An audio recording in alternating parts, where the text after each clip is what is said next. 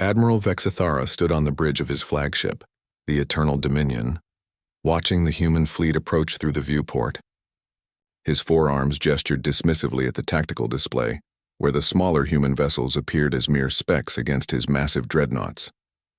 "Look at them," he rumbled to his officers, his voice carrying the arrogant confidence of a commander who had never known defeat. "These pathetic mammals think they can challenge the hegemony with their rust buckets and their fragile—" The words died in his throat as every screen on the bridge flickered to static for a microsecond.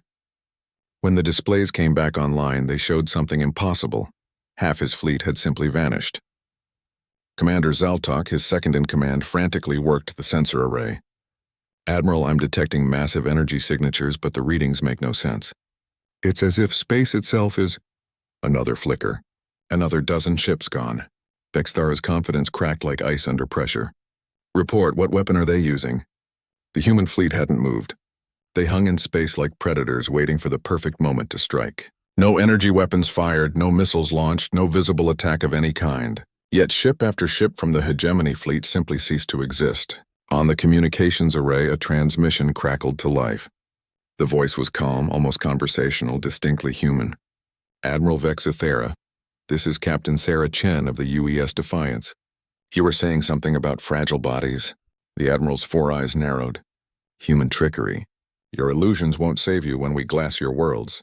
Captain Chen's laugh was soft but carried an edge that made Vexithara's chitinous skin crawl. "Illusions?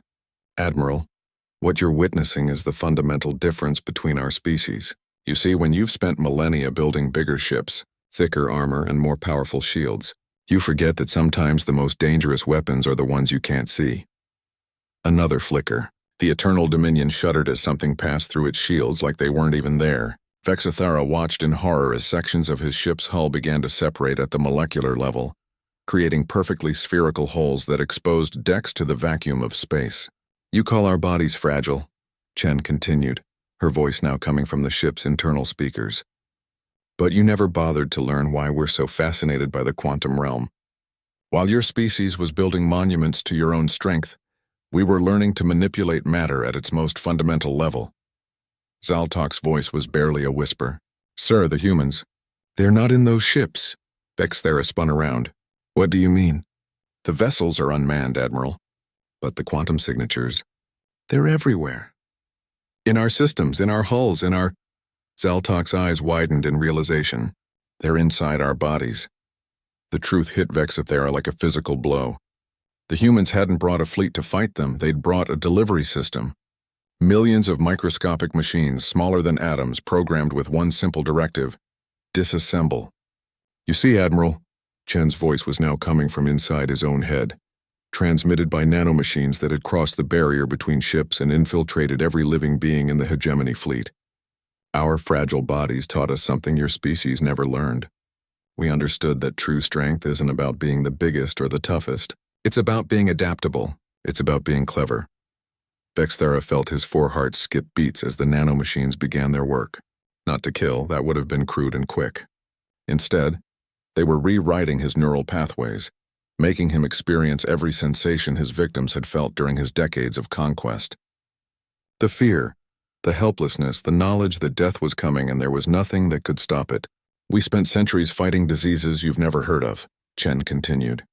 "Cancers that ate us from within, viruses that rewrote our genetic code, prions that turned our brains to mush.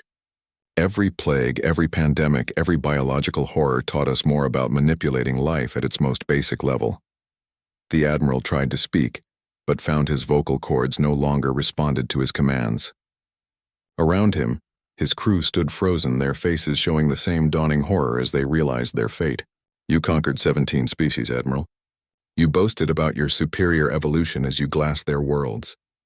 But evolution isn't about becoming perfect, it's about surviving whatever the universe throws at you. And humanity has survived everything." The nanomachines reached Vexithara's brainstem.